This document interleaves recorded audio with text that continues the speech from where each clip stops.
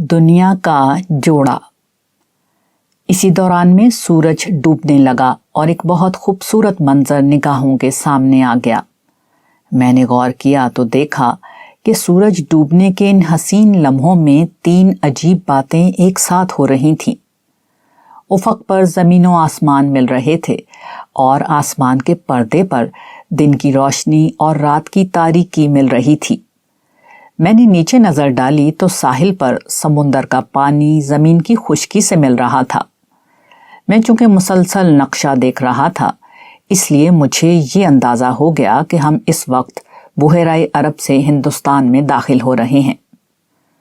غروب آفتاب کے اس حسین منظر کے ساتھ یہ تینوں چیزیں بیک وقت دیکھ کر مجھے قرآن مجید کا ایک استدلال یاد آیا جو روز قیامت کے حوالے سے وہ پیش کرتا ہے، یعنی اللہ تعالیٰ نے اس دنیا میں ہر چیز جوڑے کی شکل میں بنائی ہے، جیسے مرد عورت کا جوڑا اور دن اور رات کا جوڑا وغیرہ۔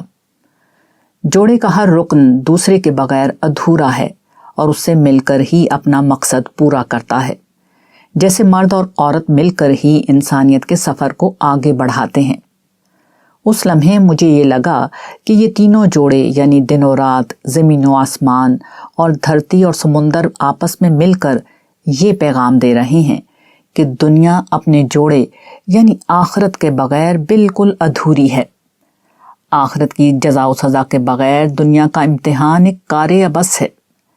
اس دنیا کا یہی ادھورا پن بتاتا ہے کہ قیامت کا دن آ کر رہے گا، جب دنیا کے امتحان میں سرخرو ہونے والوں کو ان کا رب جنت کی شکل میں بہترین بدلہ عطا کرے گا۔ وہاں اس غروب آفتاب جیسے لاتعداد حسین مناظر اور ہوائی جہاز جیسی انگنت نعمتیں انسانوں کی منتظر ہیں، مگر وہ انسان کہاں ہیں جو جنت کے امیدوار ہوں؟ اس دنیا کے بیشتر انسان تو اپنے رویے سے جہنم کے امیدوار ہیں۔